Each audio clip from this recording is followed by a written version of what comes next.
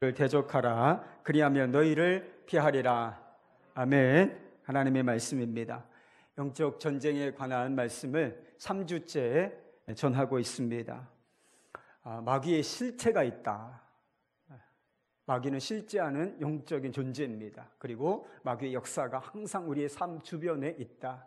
그래서 베드로는 그렇게 이야기한 적이 있어요. 이 사단 마귀가 우는 사자와 같이 삼킬 자를 찾고 있다. 여러분, 우리의 상황이 녹록하지가 않은 것이죠.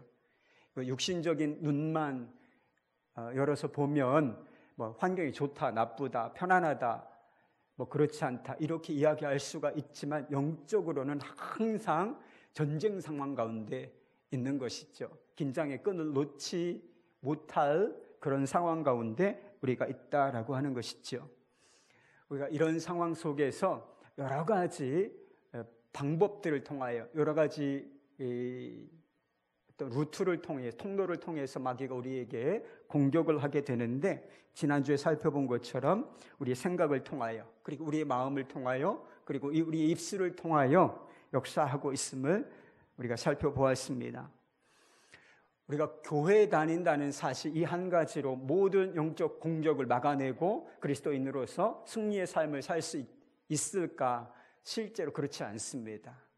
우리가 신앙생활을 하는 사람들 보면 교회를 다니지만 교회를 다닌다고 모든 것에서 보호받는 것은 결코 아니라고 하는 사실을 알게 되는 것입니다. 예수를 믿는다라고 하면서도 죄송해요, 형편없이 사는 사람들이 너무나 많아요. 그러니까 믿는 사람인지 믿지 않는 사람인지 이게 구분이 되지 않을 정도로 조금 시험이 오고 문제가 생기고 이러면 똑같이 낙심하고 무너지고 어찌할 바를 모르고 이렇게 살아가는, 똑같이 죄짓고 이렇게 살아가는 사람들이 너무나 많다라고 하는 것이죠. 마귀의 영적 공격에 대해서 준비가 되지 않았기 때문에 그런 것입니다. 마귀와 믿음으로 싸우고 승리하는 방법을 배워야 되는 거예요. 어떻게 해야 우리가 영적인 전쟁에서 승리할 수 있겠습니까? 몇 가지 원리가 있습니다. 이것만 있는 것은 아니에요. 그렇지만 대략 몇 가지 원리를 여러분들에게 말씀을 드리고 싶습니다. 첫 번째는 싸움의 대상을 분명히 해야 된다는 거예요.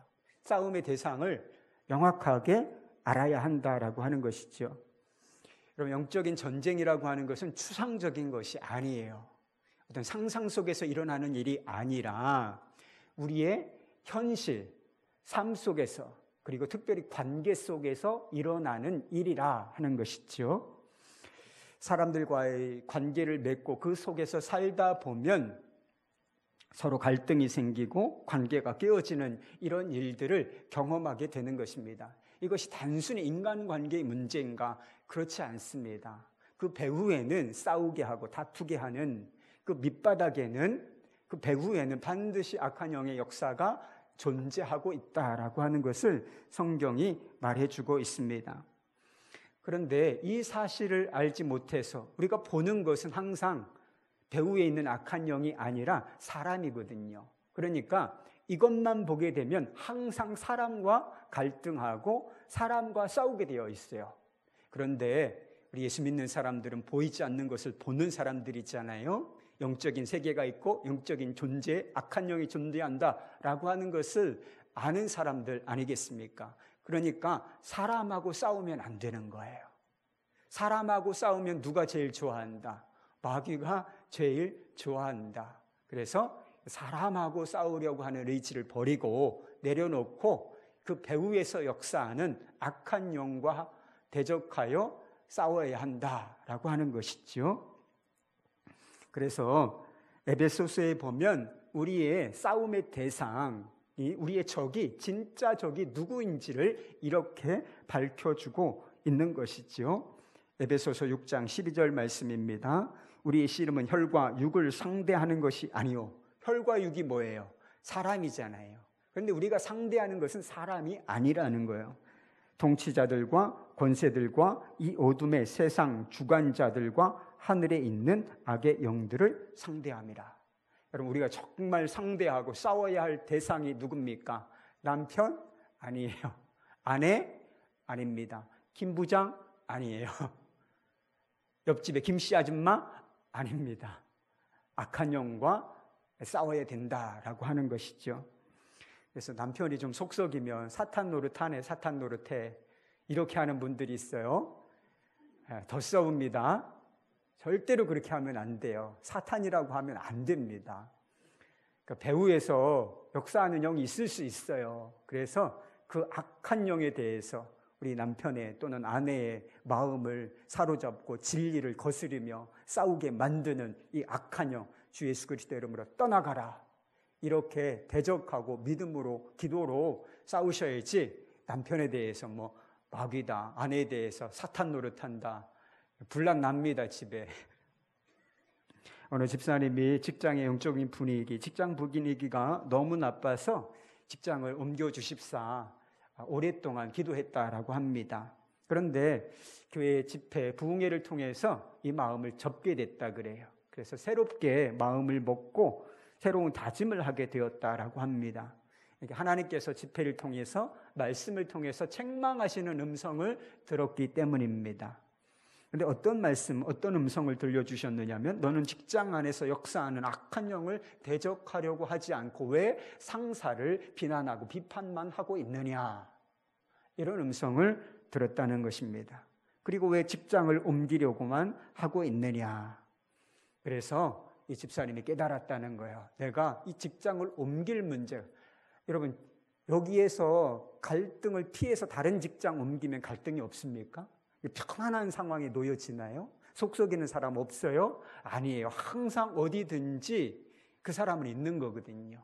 갈등의 상대들은 항상 있는 것이거든요. 그런데 갈등이 있을 때마다 직장을 옮길 수 있습니까? 그게 가능한 일이에요? 아니잖아요.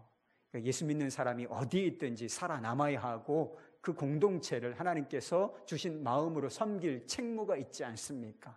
그러니까 힘들다고 옮기려고만 하지 말고 그 속에서 정말 악한 영과 대적하여 싸우고 그 공동체를 잘 섬기는 사람이 되라. 이런 음성을, 이런 마음을 듣고, 이런 음성을 듣고 직장을 옮기려는 마음을 내려놓고 이 직장을 잘 섬겨야 되겠다, 또 악한 영과 대적하여 싸워야 되겠다, 이런 마음을 갖게 되었다라고 하는 것입니다.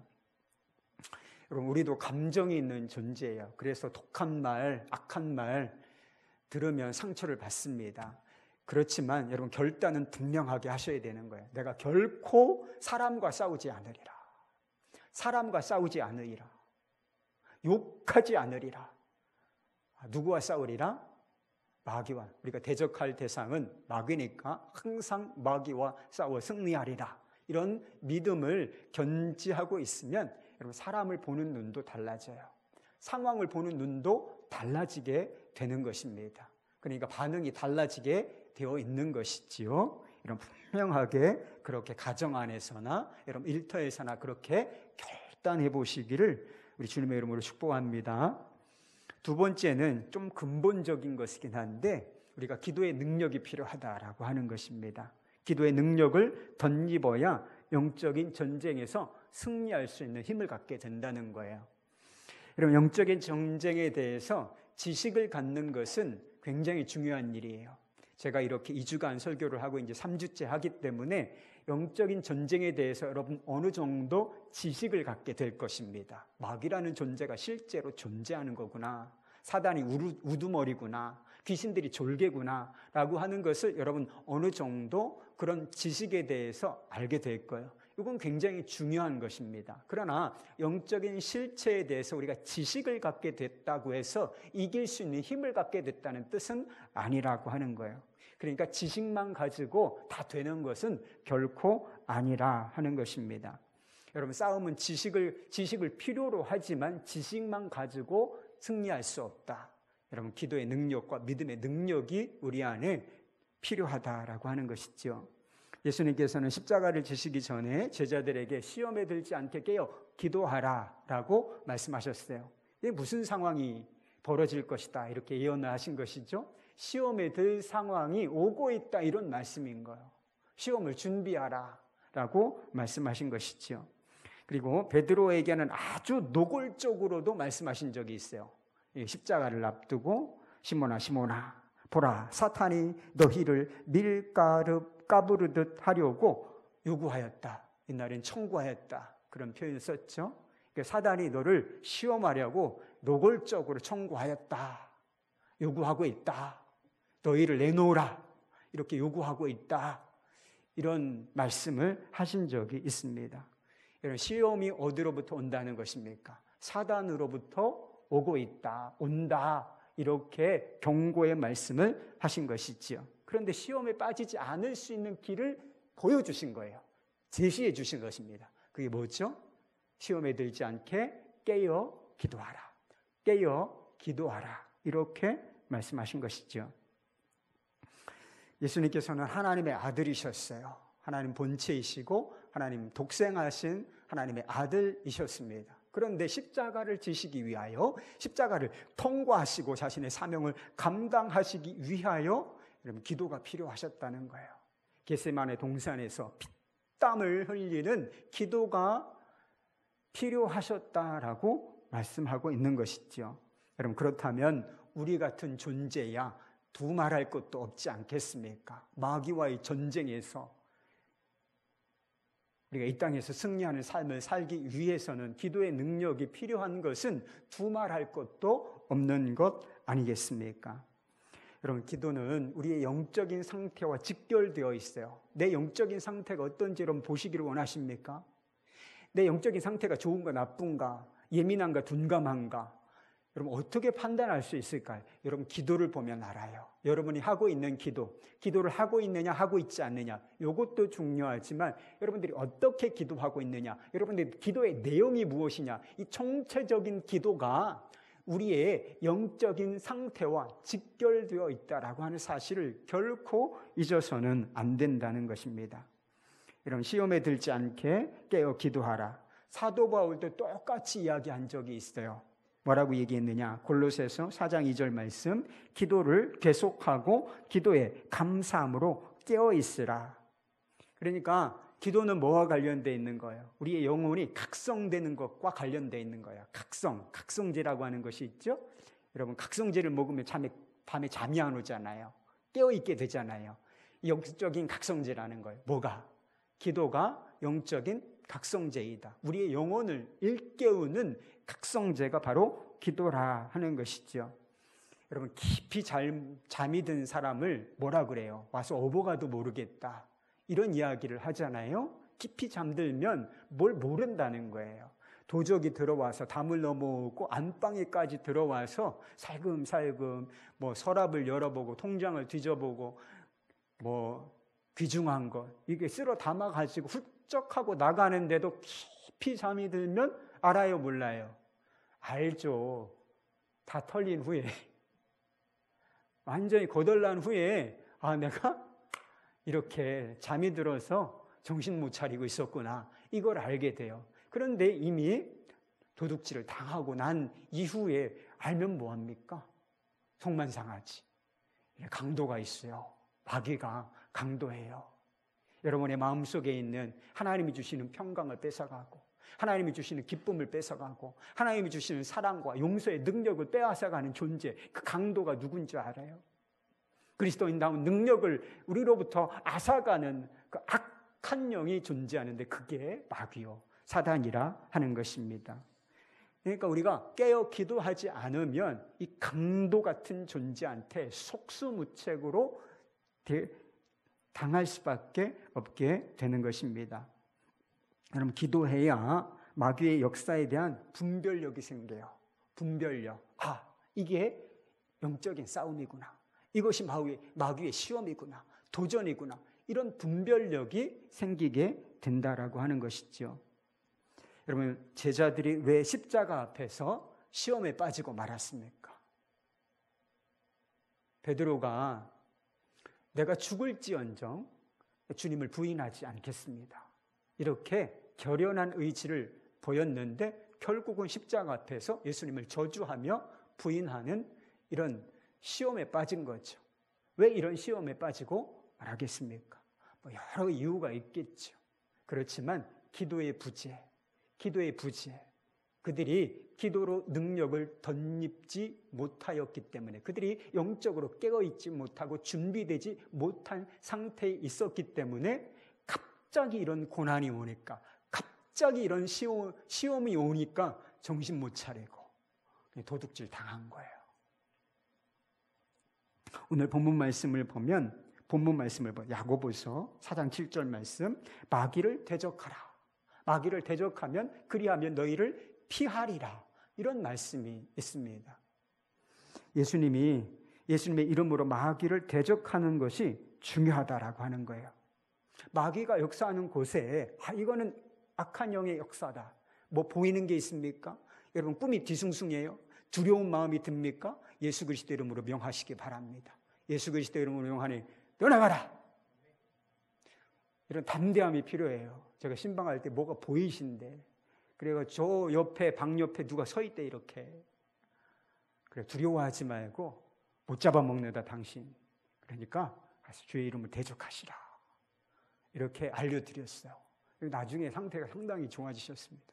그런데 우리가 마귀의 이름, 예수의 이름으로 우리에게는 권세가 없죠. 그러나 예수님의 이름에는 권세가 있습니다. 예수님의 이름에는 능력이 있는 거예요. 그런데 우리가 예수님의 이름을 사용한다고 해서, 예수의 이름으로 명한다고 해서 다 떠나갑니까? 실제로는 그렇지 않아요. 마귀를, 이걸 원리를 이야기해 주고 있는 거예요. 이거는 이 야고보서는 대원칙과 원리를 이야기해 주고 있는 것이다. 그런데 실제로는 간단하지 않습니다. 귀신 들린 사람, 여러분 귀신 쫓아봤어요? 잘 나갈까요? 성경에도 나간 경우도 있고 안 나간 경우도 있어요. 예수의 이름으로 대적했는데도 귀신이 무시해. 너는 누구냐? 이러면서 막 뛰어올라가지고 상하게 만들고, 옷을 벗겨가지고 도망가게 만들었다. 수치를 주었다. 이런 성경 구절이 성경에 있습니다. 여러분 마가복음 9장에 보면 귀신 들린 아이의 아버지에 관한 이야기가 나와요. 귀신 들린 아이가 있습니다. 귀 먹고 눈 멀고, 그리고 이 아이가 귀신이 들려가지고 불에도 막 던져지고, 그러니까 물불을 못 가리는 거죠. 이래서 몸과 육체가, 마음이 다 피폐하고 상한 그런 아이가 있었어요. 여러분 이것을 보는, 이런 아들을 보는 부모의 마음, 아버지의 마음이 어떻겠습니까? 어떻게 해서든지 이것으로부터 자유함을 얻었으면 좋겠다. 이런 마음에 강력한 소원이 있지 않겠습니까? 그래서 누구를 먼저 찾아갔느냐? 예수님의 제자들을 먼저 찾아갔어요. 왜 찾아갔겠습니까? 이 아이에게 있는 못된 악한 귀신, 이 악한 영을 좀 쫓아주십시오 라고 예수님의 제자들에게 찾아갔죠. 그런데 못 쫓았어요. 예수의 이름으로 명하지 않았겠습니까? 그런데 실제로는 떠나지 않았다라고 했어요. 그래서 이 아버지가 결국은 이 아들을 데리고 예수님께 나아가요. 그래서 예수님께서 그 귀신을 벙어리 되게 하고, 이 물게 하는, 보지 못하게 하는 악한 영, 더러운 귀신아, 이 아이에게서 나오라고 하시면서 꾸짖어서 귀신을 쫓아주십니다. 그래서 아이가 아주 온전한 상태로 고침을 받게 돼요. 그런데 이 장면을 보고 제자들이 조용히 예수님께 묻습니다. 조용히 물어. 뭐라고 묻느냐 하면, 왜 우리는 귀신을 내어 쫓지 못했습니까? 그때 예수님께서 이렇게 대답하셨어요. 마가복음 9장 29절 말씀, 이르시되 기도 외에 다른 것으로는 이런 종류가 나갈 수 없느니라. 이르시되 기도 외에 다른 것으로는 이런 종류가 나갈 수 없느니라. 기도 외에 능력이 없다는 거예요. 마귀를 대적하여 이 귀신을 내어 쫓을 수 있는 능력이 기도 외에는 없다. 이렇게 말씀하고 계신 것이죠. 여러분 느헤미야가 성벽을 재건할 때 편안하지 않았어요. 여러분 성벽을 재건하는 것이 하나님의 뜻이었을까? 여러분 물론입니다. 그런데 성벽을 실제로 재건할 때에는 수없이 많은 방해가 있다는 것, 대적들이 일어났다는 거예요. 특별히 산발락과 도비아라고 하는 이 사람이 어떻게 해서든지 이 성벽 건축을 좌절시키기 위하여 안간힘을 썼다는 거예요. 중상 모략, 편지를 써서 그 황제에게 보내서 중단시키려고도 하고 수단과 방법을 가리지 않았습니다. 그러니까 이 뒤에 마귀의 역사가 있는 것이죠. 마귀의 역사가 있었던 것이죠. 그러나 결국 느헤미야는 그리고 이스라엘 백성들은 모든 방해를 뚫고 52일 만에 성벽 건축을 완성해냅니다. 느헤미야 52기도가 바로 여기서 나온 거예요. 52일 만에 성벽 건축을 완성해낸다. 여러분, 느헤미야가 기도의 싸움에서 승리했기 때문인 것입니다. 느헤미야서를 한번 읽어봐요. 그러면 모든 것이 기도로 진행됐다는 것을 알 수가 있습니다. 기도로 성전 건축이 시작되고, 기도로 분별하고, 기도로 대적하고 싸우고, 기도로 일한 결과가 성벽 건축의 완성이라고 하는 것입니다. 여러분, 영적 전쟁의 승패가 갈리는 장소가 있어요. 그게 기도의 자리입니다. 여러분, 기도의 골방이 있으십니까? 기도의 골방이 있어야 여러분, 영적 전쟁에서, 삶의 전쟁에서 승리할 수 있다라고 하는 거예요. 여러분, 마귀는 우리를 시험하죠. 예수님을 시험한 것처럼 우리를 시험합니다. 그런데 마귀의 가장 중대한 시험이 무엇인지 아십니까? 죄를 짓는 것인가? 우리로 하여금 죄를 짓게 하는 것인가? 맞죠. 마귀의 일입니다, 그것이. 그런데 그거보다 조금 더 근본적인 시험이 있어요. 마귀의 근본적인 시험은 우리로 하여금 기도를 중단시키는 거예요. 기도하지 못하도록 만드는 것입니다. 기도를 중요하게 생각하지 않도록 만드는 것이다 라고 하는 거예요. 그러니까 기도를 쉬게 하는 죄를 범하게 하는 것, 이것이 마귀의 가장 중요한 시험, 전략 중에 하나라 하는 것입니다. 그런 생각 해보신 적이 있어요? 기도 없는 신앙생활, 그래도 괜찮아. 기도 안 하는 사람, 나만 안 하는 거 아니지? 기도 안 하고도 잘 살아. 여러분, 기도 없는 가정생활, 기도 없는 직장생활, 그래도 괜찮아. 그래도 괜찮아. 기도 없는 예배, 기도 없는 봉사, 그래도 괜찮아. 그 자리에만 있으면 되는 거야. 여러분, 이런 생각 혹시 해보신 적이 없으세요? 마귀의 시험에 빠진 거예요. 마귀의 시험 중에 시험에 들었다, 이렇게 보셔야 돼요. 여러분, 거짓말이에요. 여러분, 기도 없이 신앙생활 잘 못합니다. 기도 없이 여러분 예배, 봉사 별로 의미 없어요. 시험 만들지. 여러분, 이거는 마귀의 속임수거든요. 여러분, 우리가 정말 대적할 것은 이걸 대적해야 되는 거예요. 기도 없이 뭐가 될 것이다. 승리가 있을 것이다. 잘 될 것이다. 이렇게 생각하는 것, 이게 마귀의 시험이라고 하는 것을 분명하게 깨닫고, 이런 생각에 대해서, 이런 생각이, 이런 느낌이 들어오면 예수의 이름으로 대적하시길 바랍니다. 난 기도의 자리에 서겠다. 기도 없이 예수님도 기도하셔야 승리하실 수 있었다니까요. 그런데 우리 주제에 무슨 기도 없이 뭘 한다는 거예요. 여러분, 마귀가 만만한 존재 아닙니다, 여러분. 이 세상 신, 이 세상 임금, 공중권세 잡은 자, 세상 통치자라고 불리는 존재인데, 여러분, 우리가 무슨 힘으로 마귀를 이깁니까? 예수의 이름, 기도의 능력, 이것이 아니면 여러분 승리할 수 없다. 이거 하나씩까지를 분명하게 생각하시고, 여러분, 내일부터 기도할 거야, 안 할 거야? 한 번에 다 잘 되진 않아요. 그래도 내가 기도 없이 사는 삶은 아니다, 이건. 이제부터 이런 첫 발이 중요한 거예요.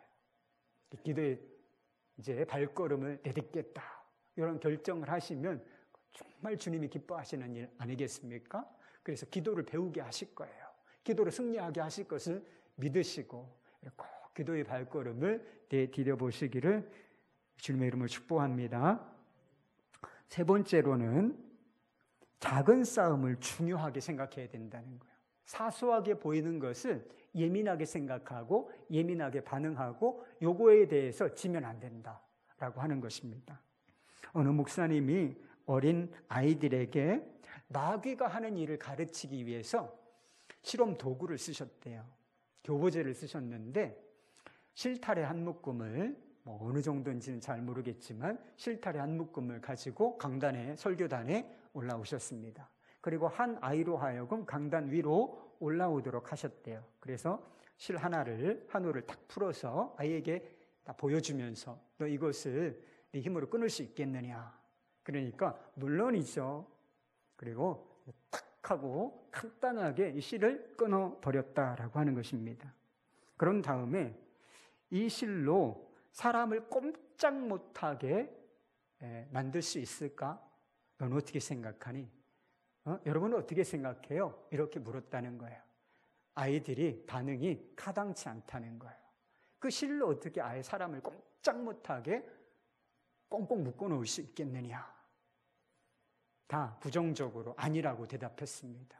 그래서 이 목사님이 이 아이에게 한 아이를 또 올라오라고 해놓고서 이 실이 끝날 때까지 이 아이를 칭칭칭 다 감아봐라.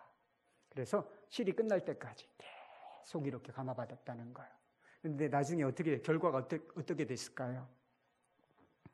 실을 다 감고 났는데 실에 묶인 아이는 정말 꼼짝달싹 할 수 없었다는 거예요. 여러분, 실이 하나는 간단하게 끊어버릴 수 있지만 그것이 칭칭칭칭 하고 감기게 되면 이런 꼼짝, 사슬에 묶인 것과 똑같은 효과가 나온다는 것을 여러분 이해하셔야 한다는 것이죠. 여러분, 이것이 우리가 마음에서 일어나는 작은 싸움을 소홀하게 생각해서는 안 되는 일이라 하는 것입니다. 마귀가 주는 나쁜 생각, 그리고 나쁜 마음들, 이런 것을 품게 되면 이게 우리를 꽁꽁 묶게 돼요. 처음에는 간단한 아주 사소한 문제고 사소한 죄인 것 같은데 그거 하나를 허용했는데 이것이 더 깊어지고 더 자주 반복되어져서 습관적으로 되면 이것 때문에 꽁꽁 묶여가지고 꼼짝 못하는 그런 마귀의 포로가 되어질 수밖에 없다라고 하는 것입니다. 그럼 알코올 중독에, 알코올릭에 빠진 사람, 게임 중독에 빠진 사람, 도박 중독에 빠진 사람, 쇼핑 중독에 빠진 사람, 여러분, 중독이라는 게 너무 많죠. 여러분, 이런 중독, 아주 부정적인 종류의 이 중독들, 처음부터 그런 사람은 없어요. 한 잔, 한 번, 여기에 너무 이 문제를 사소하게 생각했기 때문에 한 번이 두 번이 되고 두 번이 세 번이 되고 세 번이 네 번이 되고 그러다 보니까 이런 부정적인 것은 금방 몸에 배입니다. 금방. 성경 읽기는 그렇게 습관이 안 들잖아요. 기도하는 것은 그렇게 습관이 안 돼. 새벽 기도 한 번 나오면 죽을 것 같아. 못 나가. 이걸 어떻게 평생을 하라는 거야. 이런 생각이 들죠. 그런데 이런 것들은 한 일주일만 반복되면 금방 몸에 배이고 말아요.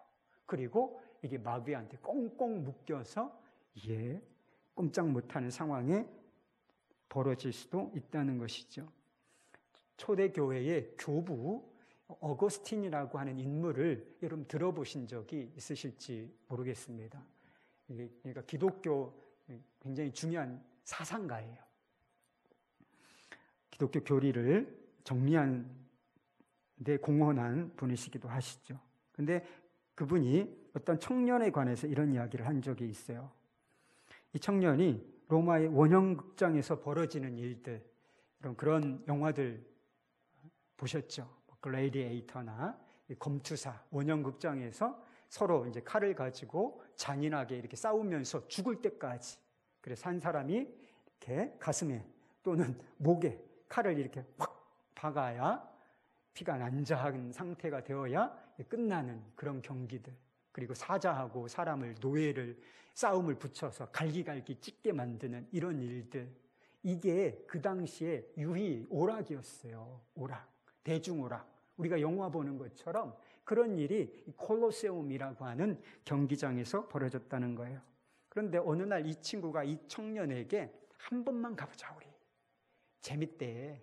한 번만 가보자. 이렇게 너무 간절하게 요청하니까 이 청년이 이걸 못마땅하지만 크리스천으로서 이게 너무나 못마땅한 잔인한 일이라서 하나님 기뻐하신 일이 아니기 때문에 거절하고 싶었지만 하도 간곡하게 원하니까 그래 한 번쯤 예의가 있으니까 가주자. 그리고 가서 귀를 막고 눈을 감고 오는 거야. 이렇게 결정하고서 갔다는 거예요. 그래서 실제로 경기장에서 이제 듣지 않고 보지 않기 위해서 눈을 감고 귀를 막았다는 거예요. 그런데 이제 실제로 경기가 이 잔인한 경기가 진행이 되고 사람들이 뭐 이렇게 누구를 찌를 때마다 어떤 일이 있을 때마다 막 환호성을 치는 이런 소리가 들릴까요? 안 들릴까요? 여러분이 지금 귀를 막아보세요. 제 이야기가 전혀 안 들리나? 들리죠. 들렸어. 그래서 궁금한 마음에 눈을 떴어요. 귀가 열렸습니다.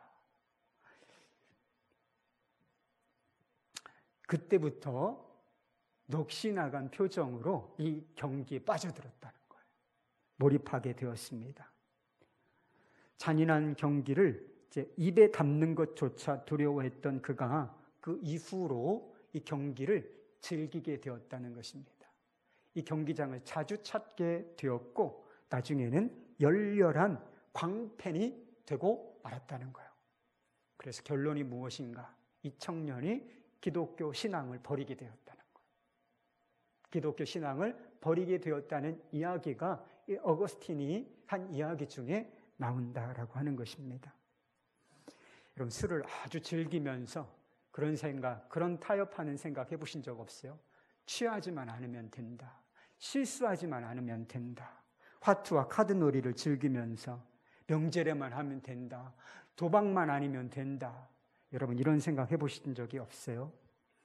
이런 생각이 다 마귀에게 마음을 열어주고 역사 틈을 다 내어주는 것입니다. 역사해라, 역사해라. 이렇게 마귀의 역사를 내 스스로 불러들이고 있는 것이나 마찬가지다라고 하는 것입니다. 여러분 특별히 남자들 문제이긴 하지만 음란한 사진이나 영상 보는 거 여러분 정말 조심하셔야 돼요. 한 번이면 어떨까? 보고 지우면 되지. 한 번 보고 지워집니까? 그게 끝납니까? 처음에는 아무것도 아니라고 생각하는 것이지만 여러분 이거 하나 때문에 가정이 쑥대밭 될 수 있어요. 가정이 분란이 나고 가정이 파탄 날 수도 있다. 여러분 이것을 기억하셔야 한다라고 하는 것이죠. 여러분 하와가 타락하게 된 선악을 알게 하는 나무의 열매를 먹게 된 동기가 무엇인지 아십니까? 처음에는 그 쳐다보는 관심도 별로 없었어요. 그런데 나중에는 이것이 바라보아지게 됐어요. 자꾸만 보니까 어떻게 됐을까요? 이게 보암직도 하고 먹음직도 하더라. 이런 표현으로 바뀌어요. 그리고 실제로 이제 그것을 먹게 되지요. 마귀가 노린 게 바로 이런 것이다라고 하는 것입니다. 사소하게 보이는 거짓말 역시 마찬가지예요. 마귀는 거짓의 아비, 모든 거짓말의 배후에는 악한 영이 역사하고 있다. 틀림없는 이야기입니다. 거짓말을 했어. 두려워. 정직하게 고백하면 그것으로 끝나요. 아이들이 거짓말했어. 그걸 내가 알아요. 그런데 그 아이가 아빠 잘못했어요. 제가 거짓말했어요. 이렇게 하면 그게 끝나는가요? 다음부터 하지 마, 얘야. 이렇게 하고 끝나는 거예요. 그런데 그 거짓말을 합리화시키기 위하여, 그 거짓말을 탄로나지 않게 하기 위하여 또 다른 거짓말을 하게 되고, 또 다른 거짓말은 또 다른 거짓말을 했고, 거짓말이 여러분 눈덩이처럼 불어나요. 우리가 사회에서 다 보고 있는 거예요. 아닌 게 뻔한데, 아닌 게 너무나 명확한데 자기는 그것을 덧칠하고 거짓으로 덧칠하고 덧칠해 봐야 아닌 건 아닌 거잖아요, 여러분. 그거 다 들통납니다, 결국은. 여러분, 거짓이 드러나지 않을 리가 없다는 거예요. 나중에 그 수치를 어떻게 감당하십니까? 나중에 그거 어떻게 감당해요? 그러니까 이 사소한 것, 사소한 죄 지었을 때, 사소한 시험이 왔을 때 아니다. 결론 내리고 문제가 있으면 바로 회개하고 털고 주님 깨끗하게 해주십시오. 라고 회개하는 이런 모습의 태도가 꼭 필요하다라고 하는 거예요. 예수님께서는 그런 말씀하셨어요. 원리예요, 여기에. 지극히 작은 것에 충성된 자는 큰 것에도 충성되고 지극히 작은 것에 불의한 자는 큰 것에도 불의하느니라. 작은 싸움에서 승리해야 큰 싸움에서도 승리하는 것입니다. 작은 것에 신실하고 충성되고 정직한 자가 여러분 큰 것에도 신실하고 정직하고 충성된 자로 하나님 앞에 설 수 있는 것을 꼭 믿으시기를 바라요. 여러분 서시 아세요? 서시, 운동주의 서시. 서시가 어떻게 시작되는지 아십니까? 하늘을 우러러 한 점 부끄럼 없기를 잎새 이는 바람에도 나는 괴로워했다. 아, 시적이야. 여러분 우리가 어떻게 하늘을 우러러서 한 점 부끄러움 없는 삶을 살겠어요? 흠이 많은 사람들이죠. 그러나 마음은 그렇게 잡수셔야 돼요. 마음은 그렇게 먹어야 된다. 한 점 부끄러움 없기를 잎새에 있는 바람에도 살짝 부는 바람에도 나는 괴로워했다. 이런 우리가 민감한 태도, 작은 싸움에 대해서 이렇게 민감한 태도를 가지고 있으면 마귀도 쉽게 싸움도 걸어오지 못할 것이다. 그렇게 분명히 믿습니다. 네 번째 있어요. 네 번째, 반대 정신으로 살아야 된다는 거예요. 뭐 여러 이야기를 해서 조금 혼란스러워 한 가지 쭉 가지는 못하지만 그래도 여러분 마음에 담는 것을 한번 꼭 잡아보세요. 반대 정신으로 살아야 된다. 마귀가 좋아하는 것이 있습니다. 다 부정적인 거예요. 악하고 더럽고 냄새나고 교만하고 탐욕스럽고 그리고 사람을 갈등하게 하고 싸우게 하고 분노하게 하고 미워하게 하는 것 모두 다는 누구에게 속한 것이다. 거짓된 것, 진실하지 않은 것. 이게 다 누구에게 속한 것이다. 마귀에게 속한 거예요. 그리고 마귀가 제일 좋아하는 거예요. 이건 마귀의 먹이에요. 마귀의 식량. 이런 것들을 우리가 줄 때 우리 마음에서 이런 것들이 탁탁탁탁 이렇게 올라올 때 이걸 마귀가 그렇게 좋아할 수가 없다. 그래서 여러분 우리가 마귀가 좋아하는 대로 반응하게 되면 마귀의 작전에게 말려드는 것과 똑같은 거예요. 그래서 우리가 영적으로 이기려면 이런 태도, 이런 결단이 필요해요. 마귀가 좋아하는 대로는 내가 하지 않겠다. 마귀가 좋아하는 마음이나 마귀가 좋아하는 행동은 내가 결단코 하지 않겠다. 이런 마음의 태도가 꼭 필요하다라고 하는 것이죠. 로마서 12장을 보면 우리가 억울한 일, 악한 일, 고통스러운 일 당할 때 우리가 어떻게 이게 우리가 받은 거예요. 악한 일, 고통스러운 일, 억울한 일 이런 일을 당할 때 우리가 어떤 반응을 보여야 하는지 이렇게 사도 바울이 이야기한 적이 있습니다. 12장 4절 14절 말씀. 너희를 박해하는 자를 축복하라. 축복하고 저주하지 말라. 17절. 아무에게도 악으로 갚지 말고 모든 사람의 앞에서 선한 일을 도모하라. 내 원수가 줄이거든 먹이고 목마르거든 마시게 하라. 20절. 21절. 악에게 지지 말고 선으로 악을 이기라. 다 반대편에 있는 것을 이야기하시죠. 악, 저주, 고통, 선, 축복 다 반대되는 것이잖아요. 그런데 우리가 악한 일, 억울한 일, 고통스러운 일 당할 때 반대편에 있는 것으로 대항하라. 그렇게 사람들을 대하라. 이렇게 말하고 있는 것이지요. 여러분 우리가 사람들로부터 이런 일, 억울한 일 당할 수 있어요. 사람들이 우리를 미워하고 괜히 내가 뭐 특별히 나쁜 일 한 것도 없는데 우리를 거스려 싸우려고 하는 사람들이 있습니다. 나를 시기하고 미워하는 사람들 어떻게 해야 되죠? 용서와 사랑으로 대하라는 것입니다. 거짓에는 정직으로, 탐욕 여기에는 베풀어 줌으로, 교만에는 겸손으로 우리가 반응해야 이게 이기는 거라는 거예요. 이게 이기는 것이다. 어느 부부의 이야기입니다. 이 부부는 15년 동안 그 탁구를 치는 것과 같은 탁구공 부부로 우리가 살았다. 이런 고백을 했다 그래요. 남편이 분노라고 하는 공을 탁 하고 친다는 거예요. 그러면 아내가 어떻게 할까요?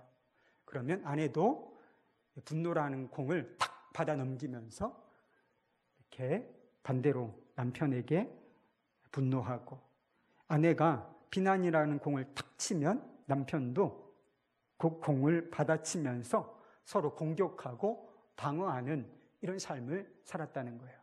분노, 미움, 비판, 비난, 이렇게 똑딱 하면서 이게 끊이지 않고 반복이 됐다는 거예요. 가정생활이라고 하는, 결혼생활이라는 테이블 안에서 이렇게 분노와 미움과 이런 것들로 왔다 갔다 하는 그런 삶을 살았다는 것입니다. 여러분, 이 부부가 행복했게요? 힘들었게요? 불행했게요? 당연히 불행했죠. 결혼생활이 왜 결혼하는 겁니까, 여러분?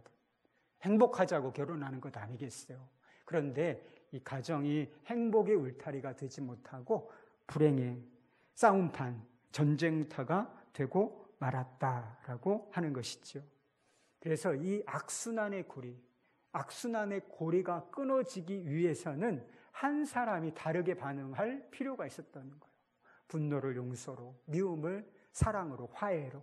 한 사람이 탁 하고 그것을 다르게 반대 정신으로 반응을 했다면 이 고리는 어느 순간 끊어졌을 것입니다. 어느 순간 끊어졌을 거예요. 하나님, 계속 미움 이런 사람이 있어요?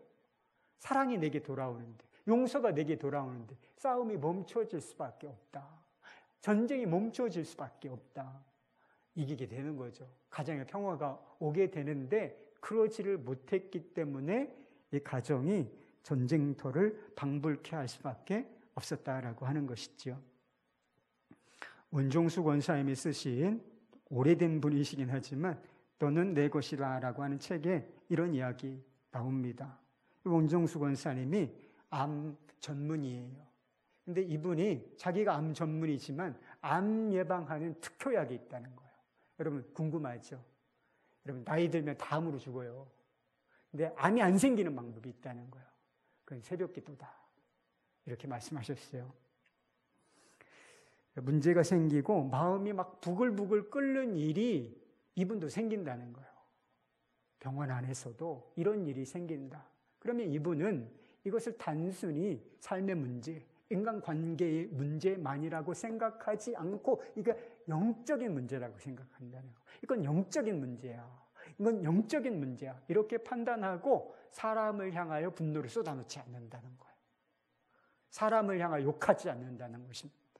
그리고 그렇게 마음으로 다짐한대요. 자신에 대해서 뭐 나쁘게 하는 사람이 있든지 뭐 이러면 내일 새벽에 두고 보자. 너 내일 새벽에 두고 보자. 이렇게 선포한 다음에 마음으로 새벽에 가서 자신의 아픈 마음을 쏟아놓는 것입니다. 하나님, 제가 이렇게 힘이 듭니다. 하나님, 제가 이렇게 마음이 아픕니다.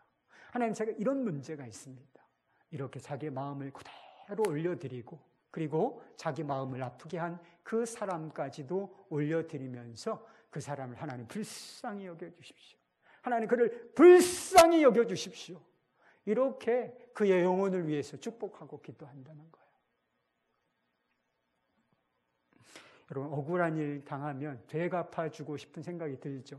원수 갚아주고 싶은 생각이 듭니다. 이를 부득부득 갈고 반드시 되돌려 주리라. 사람한테 되돌려 주지 말고 새벽에 원수 갚으세요. 여러분 힘들면 새벽기도 나오셔가지고, 아니면 밤에 나오셔가지고 원수 갚으세요. 축복하며 그 사람 불쌍히 여겨주십시오. 이 상황을 주님 긍휼히 여겨주시고 간섭해 주십시오. 여러분 상황이 다 달라져요. 그 사람하고 안 싸워도 문제 해결됩니다. 반드시 해결된다. 상처도 해결되고, 그리고 관계의 문제도 반드시 풀어지고, 그 사람을 사랑으로 섬기고 용서로 반응할 수 있는 힘이 그 기도를 통해서 주어지게 되는 것을 꼭 믿으시기를 바랍니다. 마지막, 무엇보다 마음을 지켜야 한다라고 하는 거예요. 지난주에 제가 말씀드렸어요. 적이 원하는 것은 뭔가? 마귀가 원하는 건 뭐예요? 결국 우리의 마음인 것입니다. 우리의 마음은 한 평도 되지 않아요. 한 평도 되지 아니하는 우리의 마음을 대적이 원하고 있다. 여러분, 성이 무너지면 방어하기가 어렵잖아요. 수성해야 되는 것입니다. 전쟁에 싸워서 승리하려면 성을 잘 지키고 있어야 하는 것처럼 가장 중심부, 영적인 전쟁에 있어서 가장 중요한 부분이 마음인 거예요. 그러니까 이 마음을 지키는 것, 수성하는 것이 너무나 중요한 일이라 하는 것입니다. 그래서 우리가 마음을 잘 지키지 못하면 연약한 부분이 있으면 고기를 파고 들어가지고 마귀가 우리의 마음을 점령해 버리기를 원한다는 거예요. 마음을 점령하게 되면 우리의 삶 전체를 점령하는 것과 똑같은 효과가 있기 때문에 마귀가 노리는 것은 항상 우리의 마음이다라고 하는 것입니다. 우리가 예수를 믿는다고 하면서도 온갖 염려, 두려움, 그리고 은밀한 죄에 사로잡혀 사는 까닭이 바로 여기에 있는 것입니다. 여러분, 우리가 어떻게 마음을 지킬 수 있겠습니까? 우리의 마음이 어떻게 하면 지켜지지? 들어오지 마! 빠샤. 여러분, 이러면 안 들어옵니까? 내가 다 알고 있어. 우리의 마음을 지키는 가장 중요한 부분이 있는데 그거는 주님을 바라보는 것입니다. 그리고 예수님께서 우리 마음을 지배하시고 통치하시는 상태가 될 때에 마귀는 언감생심 우리의 마음을 어떻게 해볼 수가 없다. 접근할 수조차 없다라고 하는 것입니다. 여러분, 빛과 어둠이 공존할 수 있습니까? 빛과 어둠이 공존할 수 있어요? 그렇지 않잖아요. 빛이신 주님께서 우리의 마음을 통치하시고 지배하고 계시다면 마음은 지켜지는 거예요. 무엇으로부터? 더럽고 어두운 것으로부터, 악한 영으로부터 지켜지게 되어 있는 것이다. 우리가 막 아니야 그건 아니야 이렇게 해서 마음이 지켜지는 것이 아니라 예수님을 나의 왕, 나의 주로 모셔드리고 항상 그분을 우리가 집중하여 바라보고 있을 때에는 마귀는 우리를 건드릴 수조차 없다. 이런 표현이 있어요. 건드릴 수조차 없다. 여러분, 우리가 예수님을 마음속에 모셔드리면 어떻게 마귀가 우리를 넘어뜨릴 수 있나요? 우리를 어떻게 죄로, 흑암으로, 어둠으로, 냄새나는 곳으로 끌고 들어갈 수 있죠? 그렇게 할 수 없습니다. 주님께서 우리의 마음을 지키시고 계시면 여러분, 우리는 마귀의 악한 공격으로부터 보호받는 것과 똑같은 것이다 라고 하는 것이죠. 예수님을 바라보는 삶을 훈련한 한 성도님의 간증입니다. 간증이 있고 함께 기도하십시다. 다른 사람을 있는 그대로 인정하고 그 사람을 억지로 바꾸려 하지 말라 라는 리더십 서적과 인간관계론 서적에서 얘기하고 있는 글들입니다. 그러나 독서할 때마다 반복되는 그 글을 눈으로만 봐서인지 상대를 인정할 수 없었고 그래서 저는 억울했습니다. 억울함이 저를 힘들게 했습니다. 그 사람이 나쁘게만 생각되고 그 행동에 어떻게 복수할까만 생각하고 그 사람에 대한 원망과 미움 때문에 다른 사람들의 나를 향한 미소와 웃음도 함께할 수 없었습니다. 하나님께 저희 억울함을 하소연했습니다. 그냥 있는 상태 그대로 외쳤습니다. 그러면서 며칠 동안 그렇게 어둡게 지냈습니다. 모든 것을 빼앗겨도 내 마음만큼은 절대 빼앗기지 말라. 내가 저들을 원망하면 내가 저들을 닮아가는 것이니 너는 사랑의 하나님을 항상 내 앞에 모실 것이라. 하나님께서 제게 주신 응답이셨습니다. 응답을 들었습니다. 귀로, 글로가 아닌 가슴으로 들었습니다. 순간 눈물이 흘렀습니다. 그리고 갑자기 모든 것이 밝게 보였습니다. 주변의 모든 사람들의 미소가 제대로 보이고 그분들의 웃음소리가 제대로 들렸습니다. 마음속 어둠이 사랑의 하나님의 빛으로 사라졌습니다. 사랑의 하나님 감사합니다. 무엇보다 제 마음을 지킬 수 있게 저의 힘이 되어주셔서 감사합니다. 어둠보다는 빛으로 마음을 채워 저를 통해 사랑의 빛이 흐를 수 있게 해주심에 감사합니다. 여러분들 이런 간증 한번 해보시면 좋겠습니다. 항상 마음에 주님을 모시고 살아서 모든 어둠이 떠나가고 모든 갈등이 주의 사랑 안에서 녹아지는 경험을 한번 해보시기를 주님의 이름으로 축원합니다. 기도하십시다. 함께 우리 찬양하고 기도하겠습니다.